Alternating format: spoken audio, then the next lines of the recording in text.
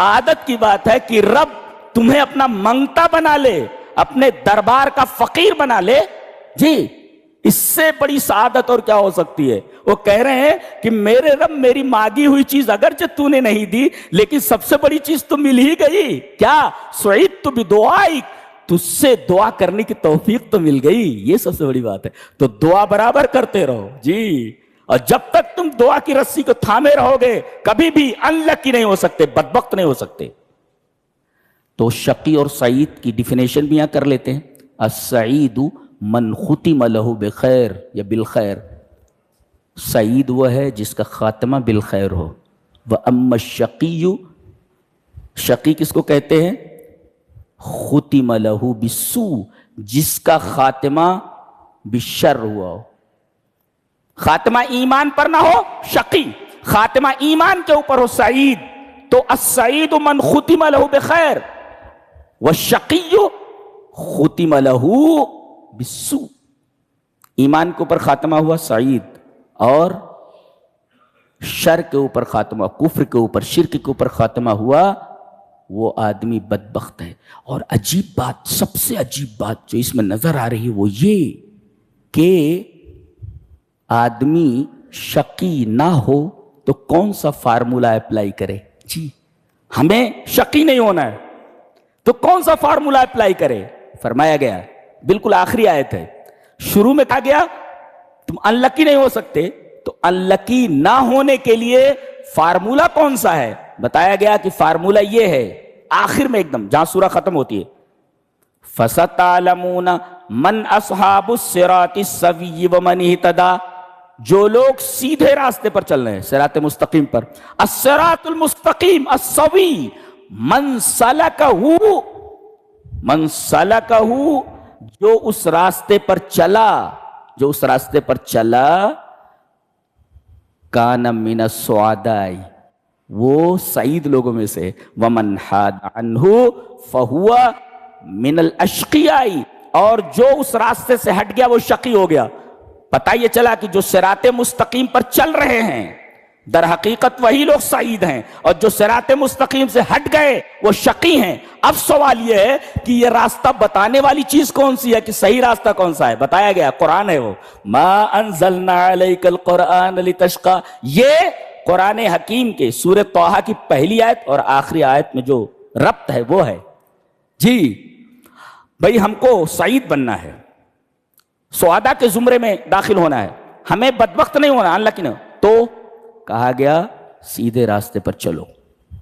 اچھا یہ سیدھا راستہ کون بتائے گا؟ بتایا گیا جو پہلی آیت ہے، ما انزلنا علیک القرآن لتشقی، قرآن سے پوچھو وہ راستہ کون سا ہے جی، یہ سورہ طٰہٰ کی پہلی آیت اور آخری آیت میں ربط جی۔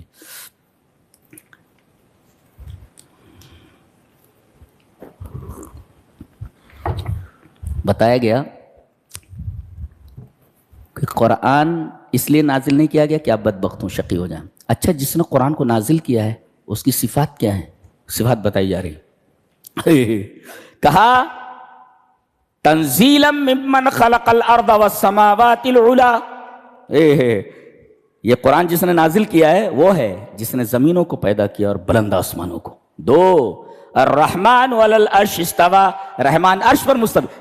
اب چاہے قرآن کو ہم نے نازل کیا، قرآن کو نازل کرنے والا کون؟ صفات کیا ہے اس کی؟ صفات بیان کی جا رہی ہے، جس نے زمینوں کو پیدا کیا، جس نے بلند آسمانوں کو پیدا کیا۔ الرحمن علی العرش استوی، عرش کے اوپر جو مستوی ہے، لہو ما فی السماوات و ما فی الارض، اسی کی ہیں جو زمینوں میں ہیں جو آسمانوں میں ہیں، وما بینہما، اور زمین اور آسمانوں کے درمیان جو، وما تحت الثری، اور زمین کے اندر جو چیزیں ہیں وہ سب اس کی ہیں۔ وَإِن تَجْهَرْ بِالْقَوْلِ، اگر زور سے بولو، فَإِنَّهُ، تب بھی جانتا ہے وہ، فَإِنَّهُ يَعْلَمُ السِّرَّ وَأَخْفَى، زور سے بولو تب بھی سنتا ہے، اور اگر دھیرے بولو سر تب بھی سنتا ہے۔ وَأَخْفَى، أَخْفَى مِنَ السِّرِّ، جو زبان سے بولو سنتا ہے، جو تمہارے شعور میں ہے، کانشینس میں، وہ بھی سنتا ہے، اور جو سب کانشینس میں ہے، لاشعور میں ہے، جو ذہن کے سطح کے اوپر بات آئی اور آنے کے فوراً بعد عالم نسیان میں کہیں گم ہو گئی، تمہیں خود یاد نہیں کہ وہ چیز کیا تھی جو ذہن میں آئی تھی، رب بولتا ہے وہ جو تمہارے ذہن میں چیز آئی تھی اور عالم نسیان میں گم ہو گئی تھی، ہم کو معلوم ہے کہ وہ چیز کیا تھی جو تمہارے خیالات. اللہ اکبر، یہ علم ہے. اللہ، اس کو علم کہتے ہیں. زور سے بولو اس کا بھی علم ہے، دھیرے بولو اس کا بھی علم ہے جی. اور جو تمہارے کانشیس میں، شعور میں ہے، وہ بھی ہم جانتے ہیں، اور سب کانشیس میں جو لاشعور میں ہے وہاں بھی ہم جانتے ہیں کیا چیز ہے. لو یعلم السر واخفا، سر کانشیس میں، اخفا جو اس میں ہے سب کانشیس میں، اس کو بھی ہم جانتے ہیں. اللہ لا الہ الا ہو، یہ وہ ہے جس نے قرآن کو نازل کیا، اس کے علاوہ کوئی معبود نہیں. لہ الاسماء الحسنی، اس کے بڑے پیارے پیارے نام ہیں جی. اس کے بعد حضرت موسیٰ علیہ السلام کا تذکرہ ہے. کوہ طور پر گئے ہیں، جیسے ہی وہ درخت کے پاس آنا چاہتے ہیں، وہ درخت کے کنارے کنارے ایک روشنی کا ہالہ گردش کر رہا تھا. آواز آ رہی ہے، یا موسیٰ انی انا اللہ رب العالمین. رات کی تاریکی ہے اور چاروں طرف اندھیرا ہے، صرف اسی درخت کے کنارے کنارے وہ آگ گھوم رہی ہے ایسے. ڈر گئے تھے دیکھ کر کے، اس میں سے آواز آ رہی ہے. اور جیسے ہی آگے بڑھے، آگے آؤ، آگے بڑھے، کہا جوتے اتار دو وہیں پر، وہیں جوتے اتار دو. انی انا ربک، میں تمہارا رب بول رہا ہوں. فخلع نعلیک، اپنی جوتیاں اتار دو. انک بالوادی المقدس طویٰ، تم وادی مقدس طویٰ کے اندر ہو. یہ جوتیاں کیوں اتروائیں؟ جوتی کا تعلق دنیا سے ہے. اترک الدنیا وزخرفتها الفانیہ، یہ فانی جو رونق ہے دنیا کی، اور دنیا وہیں پر اتار کر کے آؤ. فانت موہل لامر جلل، آپ کو بڑی چیز کے لیے بنایا گیا ہے، بڑی چیز کے لیے تیار کیا گیا، دنیا کے لیے نہیں. وان اخترتک، میں نے تم کو چوائس کیا ہے، سلیکٹ کیا ہے میں نے تم کو. فاستمع لما یوحیٰ، جو وحی کی جاتی ہے اس کو سنو. کیا انداز ہے، اللہ اکبر، کمال ہے. انی انا اللہ لا الہ الا انا فاعبدنی، بے شک میں اللہ ہوں، میرے علاوہ کوئی معبود، تو میری عبادت کرو. واقم الصلاۃ لذکری. دیکھو توحید کے بعد فوراً نماز کا تذکرہ ہے. اس کا مطلب ایمان کا سب سے بڑا اہم چیز نماز ہے. فاعبدنی کے بعد اقم الصلاۃ لذکری، جی سب سے بڑا ذکر ہے یہ. توحید کے بعد سب سے بڑی عبادت نماز ہے. اس کے بعد حکم ہوتا ہے موسیٰ کو کہ تم جاؤ فرعون کے پاس. جی تم اور تمہارا بھائی دونوں جاؤ. اذهب انت واخوک، تم اور تمہارا بھائی ہارون دونوں جاؤ. اس میں ایک مفسر کہتا ہے کہ العمل الاجتماعی، العمل جماعی خیر من العمل الفردی. انفرادی کام سے بہتر اجتماعی کام ہوتا ہے. آدمی تنہا کوئی کام کرے اس سے افضل ہوتا ہے سب مل کر کے کریں. اور اسلام اپنے ماننے والوں کو اجتماعی زندگی گزارنے کی تلقین کرتا ہے. وہ کہتا ہے فالعمل الجماعی خیر افضل من العمل الفردی. انفرادی عمل سے افضل اجتماعی عمل ہے. تو تم اور تمہارا بھائی دونوں مل کر کے جاؤ. تو دین کی دعوت ہو یا کوئی دنیا کا کام ہو، اجتماعی عمل زیادہ بہتر ہوتا ہے. سب مل کر کے کام کریں، جماعت کے ساتھ کریں. جی اس میں 3 بدبختوں کا تذکرہ ہے، 3 اشقیاء کا.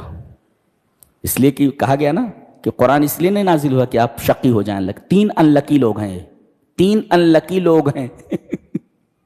کیا کتاب ہے. ایک انلکی ہے فرعون، جس کا تذکرہ اس میں کیا گیا، بدبخت، موسیٰ علیہ السلام کی بات پر ایمان نہیں لایا. ایک انلکی وہ ہے. اور دوسرے کا تذکرہ کیا گیا ابلیس، اس کا تذکرہ یہاں ہے. اور تیسرے سامری، اس کا تذکرہ کیا. یہ ایک عجیب و غریب مخلوق ہے. یہ حضرت موسیٰ کے ساتھ جب آپ نکلے تھے مصر سے، یہ بھی ساتھ ہو گیا، منافق تھا یہ. حضرت موسیٰ علیہ السلام جو کوہ طور پر گئے تو اس نے یہاں کے کمزور اعتقاد والے مردوں کو اور عورتوں کو اپنے جھانسے میں لے کر کے سارا سونا اکٹھا کیا اور ایک بچڑا بنا دیا. اور اس طرح بنایا کہ جب ہوا اندر جاتی اور جب وہاں سے نکلتی تو جیسے بیل کی آواز ہوتی تھی ایسے نکلتی. کہا یہ معبود ہے تمہارا. وہ وہاں لینے کے لیے کیا گیا ہے موسیٰ، یا موسیٰ کا بھی معبود. وَإِلَٰهُكُمْ وَإِلَٰهُ مُوسیٰ، یہ تمہارا بھی معبود اور موسیٰ کا بھی معبود. وہاں کوہ طور پر کیا لینے کے لیے گیا ہے موسیٰ؟ یہ سب گمراہ کر دیا. سارے لوگوں کو اس نے بچڑے کی پرستش میں لگا دیا اس بدماش نے. تو ایک ہے فرعون اور دوسرے ہے شیطان اور تیسرے ہے سامری. اور عجیب بات یہ ہے تینوں کے بارے میں, انہم لن یکتفوا بشقائہم بل سعوا الی اشقاء غیرہم. یہ خود بھی بدبخت ہوئے اور کوشش کی کہ دوسرے لوگ بھی بدبخت ہو جائے. ایک ہوتا ہے آدمی خود بدبخت ہو جائے اور ایک ہے خود بدبخت ہو جائے. دنیا کیا اندھا کیا چاہے؟ دو آنکھیں, لیکن وہ چاہتا پوری دنیا اندھی ہو جائے. خود تو اندھا ہے ہی, چاہتا ہے پوری دنیا اندھی ہو جائے. تو یہ ایسے ہی اندھے تھے, یہ چاہتے تھے پوری دنیا اندھی ہو جائے. انہوں نے اپنی بدبختی پر اکتفا نہیں کیا بلکہ انہوں نے کوشش کی کہ دوسرے لوگ بھی بدبخت ہو جائے. کیا؟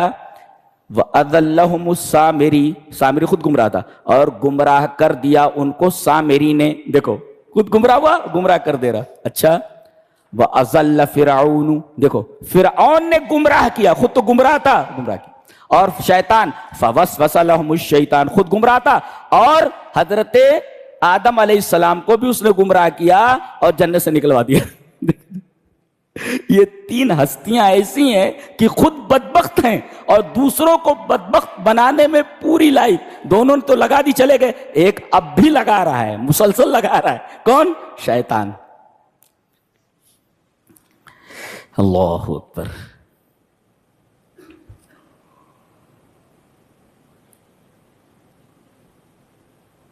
ایک نکتہ بطور خاص ہے, یہ بھی معجزہ ہے, اس لیے کہ قرآن کی ساری باتیں حیرت انگیز ہیں, اس مختصر سے وقت میں بتا ہی نہیں جا سکتے. سونے کو کتنا بھی آپ آگ میں ڈالو وہ راکھ نہیں بنے گا.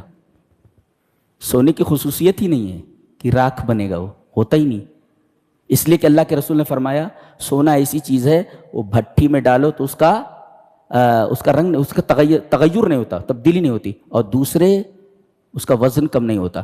حضرت موسیٰ علیہ السلام کے بارے میں ہے کہ انہوں نے کہا یہ جو تو نے بچڑا بنایا نا سونے کا, میں اسے جلا کر راکھ کر دوں گا اور راکھ کرنے کے بعد اسے سمندر میں پھینکوا دوں گا. سونا راکھ نہیں ہوتا لیکن وہاں راکھ ہو گیا تھا. یہ معجزہ ہے, یہ کوئی نہیں بنا سکتا ایسا, کوئی نہیں کر سکتا ایسا.